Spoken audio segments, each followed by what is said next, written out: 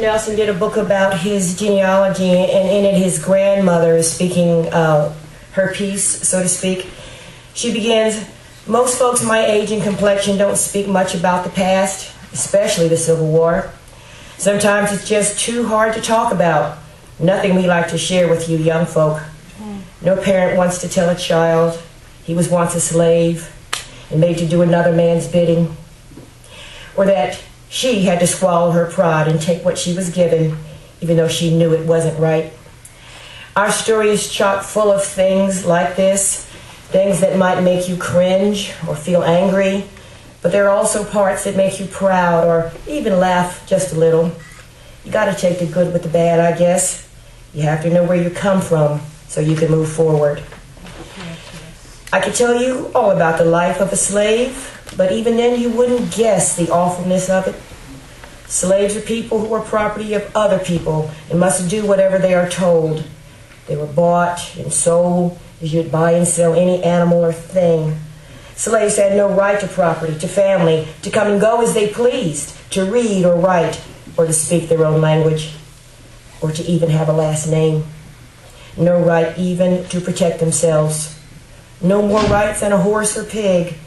The only right a slave had was to work for his master, and work he did. Every morning the slave driver blew the work horn or rang the bell, and all the slaves woke up, grabbed a hoe, and headed out to the fields. In the summertime, the sun was up early and down late, and the air was hot, heavy, and full of mosquitoes.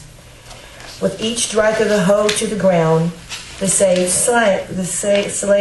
sang to keep time with each other and to help ease the hard work. Spirituals were born right there in that field, don't you know? Singing was the only way to keep from dying inside. Some of those songs held secrets too. Codes to pass on, messages to other slaves, right under the nose of the overseer. Like when a slave started singing, "Steal Away," folks knew it was time to run away. Or when they sang, "Follow the drinking gourd," the slaves knew to escape in the direction of the North Star, right at the foot of the Little Dipper. There were about 100 or so slaves on the average plantation in Clark County. We did the research and found out that there were at least 400 different homesteads that had slavery.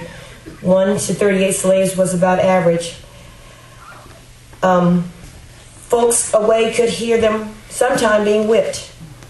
Sometimes it's no wonder that many of them ran away, like Clark County's own James Lee. You might wonder, who gave one man the right to own another? Well, even though it doesn't say so specifically, slavery was written into the new Constitution right along with we, the people. The framers who wrote the Constitution could have ended slavery right then and there if they wanted to. And they even thought about it, but instead they chose to keep it. They thought they needed it.